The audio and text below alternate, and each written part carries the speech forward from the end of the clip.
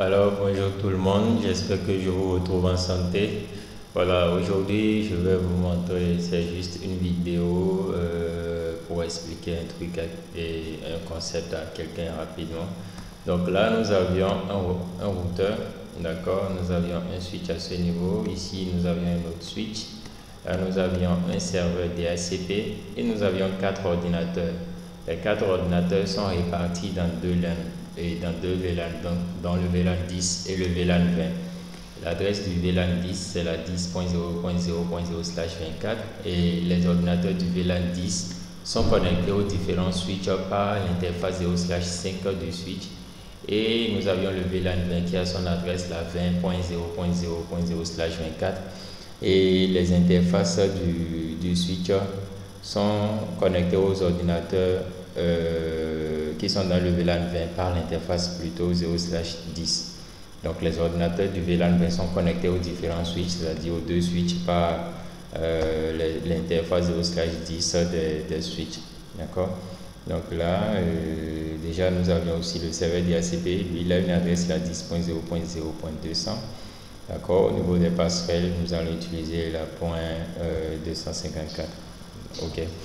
Donc là, sans plus tarder, je vais commencer. Cette fois-ci, nous allons commencer par le routeur central, c'est-à-dire nous allons commencer par le routeur, ensuite par le switch, d'accord, enfin par le serveur et la vérification sur les ordinateurs. Donc dans les vidéos précédentes, comme je le faisais, je commençais généralement par le switch, d'accord, ensuite par le serveur, peut-être le routeur enfin. Donc cette fois-ci, nous allons commencer par le routeur. Donc là, le concept, c'est que nous voulons mettre en place des VLAN, d'accord, et il y a deux VLAN, le VLAN 10 et le VLAN 20. Si nous avions deux VLAN et nous avions juste un routeur avec une interface physique, c'est que nous aurions à créer des sous-interfaces, des sous-interfaces logiques, d'accord, pour pouvoir faire trafiquer, faire passer plutôt le trafic des différents VLAN, d'accord. Donc je passe sur mon routeur central. Je passe dans le mode de configuration du terminal et interface giga 0/0. J'utilise la commande no shutdown pour activer cette interface.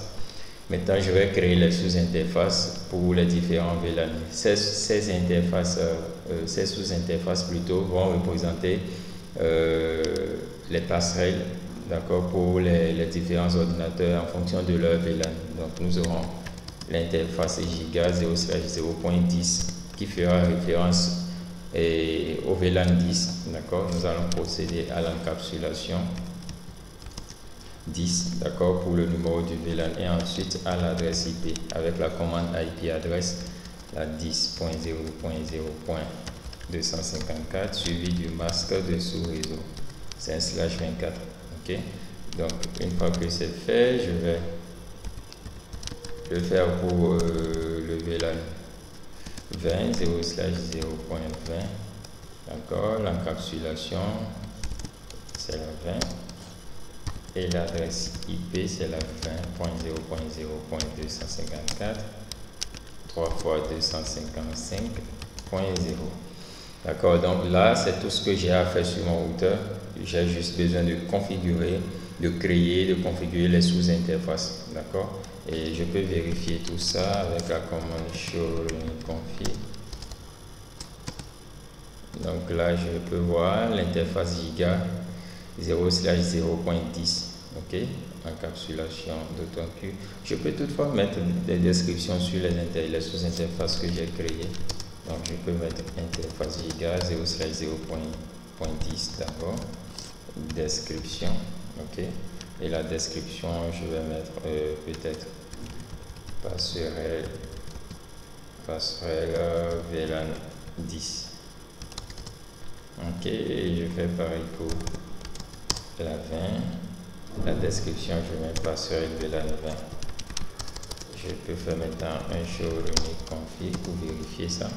Donc là j'ai ma description passerelle VLAN 20, d'accord. Et là la description passerelle VLAN 20, passerelle VLAN 10 ici et passerelle VLAN 20. Donc pour quelqu'un qui ne s'y connaît pas, qui ne sait pas la configuration qui a été effectuée sur le routeur, d'accord, lorsqu'il fait le show running config, il peut voir dans la description que l'interface giga 0/0.10 est la passerelle pour le VLAN 10. Ok, donc il voit les sous-interfaces, il voit la description, il voit les adresses IP qui le sont affectées. Donc là, je viens de finir la configuration sur le routeur. Je passe maintenant sur mon premier switch. Je peux changer le nom de ce switch. Je peux lui donner SW1. Voilà. Et qu'est-ce que je vais faire à ce niveau? Je dois créer les VLAN, d'accord, et procéder à l'affectation des ports. Donc pour le faire, je mets la commande VLAN 10. Je peux lui donner un nom. Je mets par exemple data pour le nom, d'accord. Et je vais créer ensuite le VLAN 20. Je vais aussi lui donner un nom. Je lui donne par exemple voilà. Donc je viens de créer mes deux VLAN. Je peux vérifier tout ça avec la commande show VLAN brief. Donc là j'ai le VLAN 10 data et le VLAN 20 voix, d'accord. Donc par défaut il y a le VLAN 1, il y a le VLAN 1002 à 1005, d'accord.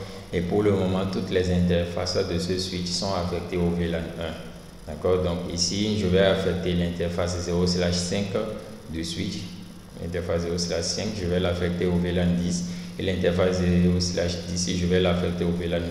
Donc je passe dans le mode de configuration du terminal et j'utilise la commande interface fast ethernet 0/5 switch port access VLAN 10 et l'interface fast ethernet 0/10 switch port access VLAN 20.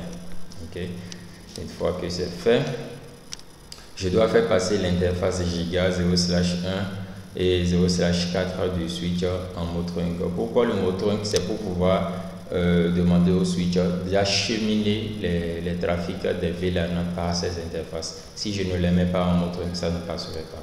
Donc c'est ce que je vais faire. Interface giga 0/1 switch port mode trunk.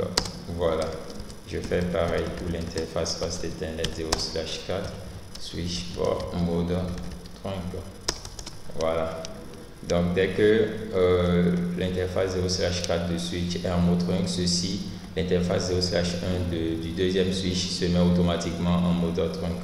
Donc c'est en mode automatique. Donc dès que l'un passe en trunk, l'autre aussi passe directement en trunk. Donc j'ai fini la configuration sur mon premier switch. Je passe sur le deuxième switch.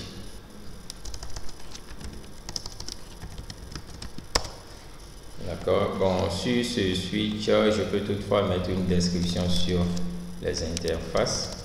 Je peux dire interface giga 0/1. D'accord.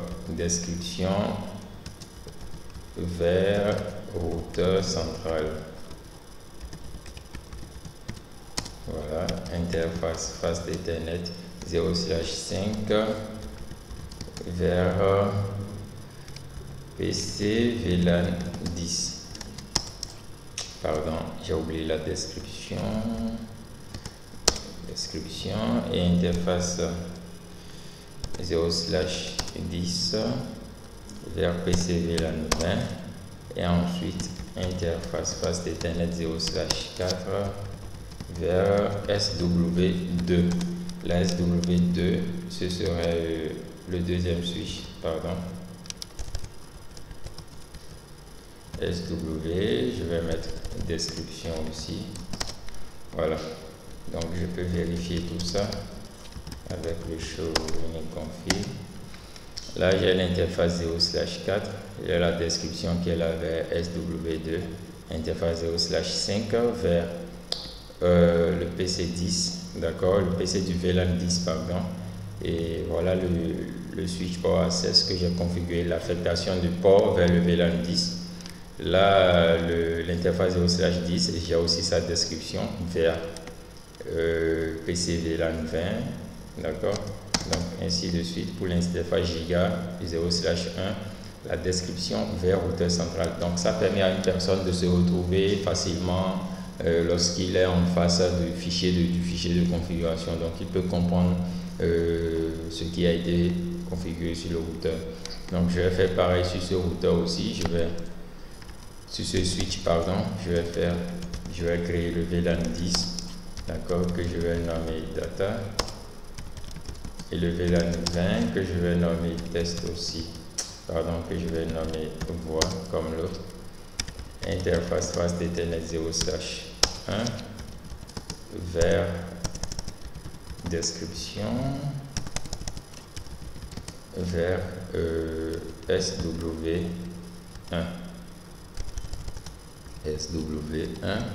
Donc il faut que je change hostname SW2,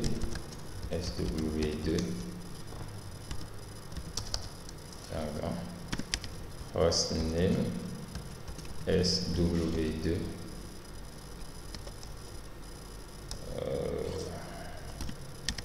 hostname, voilà, hostname SW2, interface fast Ethernet 0/5, description vers, ça c'est vers PC VLAN 10. Il y a une dernière commande, l'affectation switch port access VLAN 10.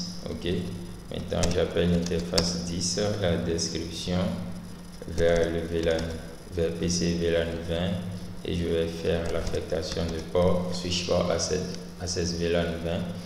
Il y a une dernière chose que je vais ajouter, l'interface giga 0/1. Je le mets aussi, je l'affecte dans le VLAN 10 parce qu'il a une adresse IP du VLAN 10, donc je le mets aussi dans le VLAN 10 avec la commande switch port access VLAN 10. Ok, je fais aussi la description vers serveur DHCP. Voilà, donc je peux faire un show config. Donc là je vois les interfaces, les descriptions, les affectations et tout. Donc je viens de finir avec mon deuxième switch. Je passe enfin maintenant sur mon serveur DHCP. Je vais, première chose, lui donner une adresse IP, la 10.0.0.200. Voilà son adresse IP, son masque c'est /24. Ok, sa passerelle par défaut c'est la 10.0.0.254. donc il n'y a pas un serveur DNS. Voilà, je ferme. Maintenant je viens au niveau de service DHCP, j'active le service DHCP. Ok, donc je mets par exemple VLAN 10 pour le nom de pool. VLAN 10, la passerelle par défaut c'est la 10.0.0.254 pour le VLAN 10. Sur le serveur DHCP, DNS plutôt, il n'y en a pas. L'adresse IP de début c'est la 10.0.0.1. Le masque 3 x 255, le nombre d'utilisateurs c'est 10. L'adresse du serveur TFTP, il n'y en a pas, donc j'ajoute cela. Donc là j'ai le VLAN 10, je peux sauvegarder. Je vais modifier cela pour le VLAN 20, ça c'est le pool. Ça c'est la passerelle par défaut, l'adresse IP de début et tout. Voilà, je l'ajoute aussi, je peux le sauvegarder. Donc une fois que c'est fait, je vais maintenant passer à la vérification. Donc cet ordinateur il est connecté au switch par son interface 0/5. Ok, donc normalement il doit être dans le VLAN 10. Je vais voir l'adresse qu'il va recevoir. Voilà, donc DHCP, il a reçu la requête DHCP. La configuration IP du réseau, il a reçu de façon automatique. Mais là, je constate, ok, qu'il y a l'adresse de la passerelle qui ne reçoit pas. Il ne reçoit pas l'adresse de la passerelle. D'accord? Donc, je vais vérifier pour un ordinateur du VLAN 20.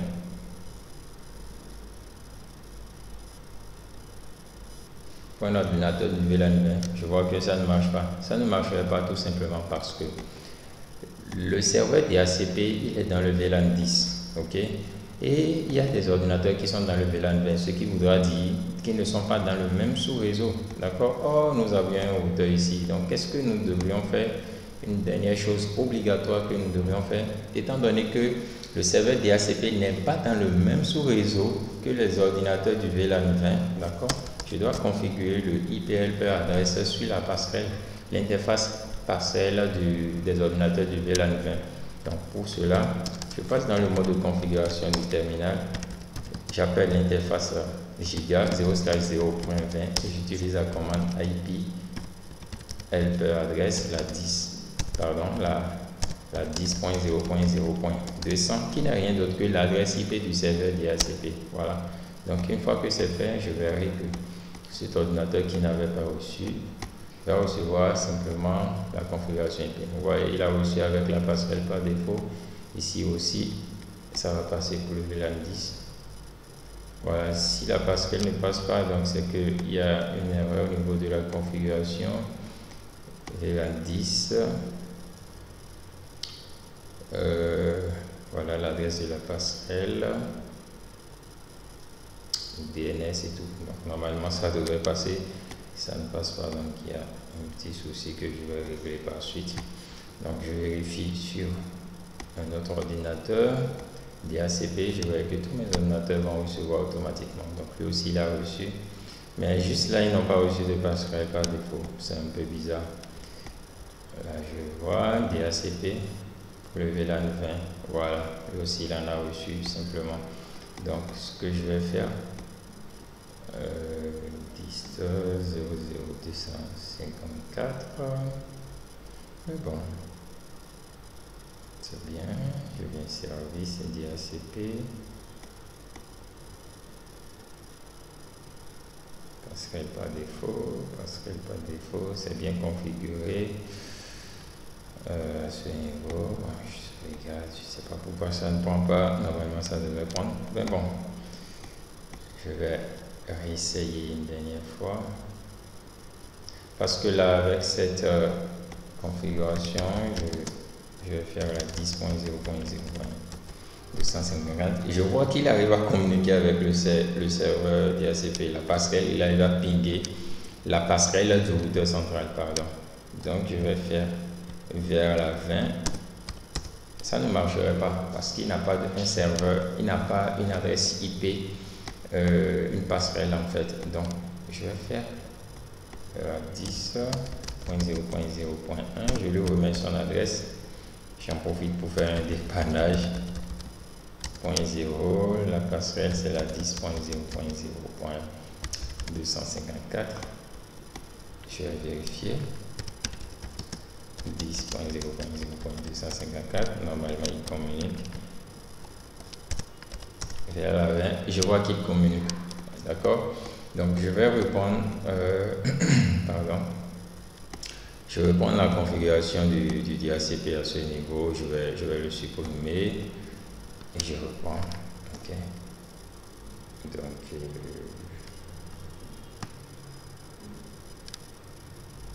voilà. Donc je mets VLAN 10.0.0.254, 10.0.0.1, 10. J'ajoute ceci. Au niveau du serveur pool qu'on ne peut pas supprimer, d'accord, il faut que je le remette en 0, c'est important. C'était pour ça que mes ordinateurs n'arrivaient pas à recevoir la passerelle, d'accord. Donc je viens vers celui-là que j'avais configuré de façon statique, je retourne dans DHCP. Voilà, je vois qu'il a reçu maintenant. Donc l'erreur était de l'autre côté. Statique, DHCP. Il n'a toujours pas reçu, c'est bizarre. Pourquoi il ne reçoit pas? Serveur pool. Voilà, il faut qu'il retourne en 0. Voilà, si le 0 n'est pas appliqué, ça ne passerait pas. Donc, c'est la 10, je sauvegarde. Voilà, maintenant ça va marcher correctement. Statique, DHCP. Voilà, maintenant ça a pris. statique DHCP. Maintenant ça va. Ok, donc voilà de façon à ramasser comment ça peut se faire. Donc faites attention lorsque vous configurez le serveur DHCP, veillez à ce que le serveur pour par défaut, qu'on ne peut pas supprimer, d'accord, veillez à ce qu'il ne prenne aucune configuration d'un VLAN, sinon celui qui serait prioritaire, il y aurait genre conflit. Donc voilà un peu ce que j'avais envie de partager avec vous. Sur ce, je vous souhaite une bonne suite de journée et à très bientôt. Merci.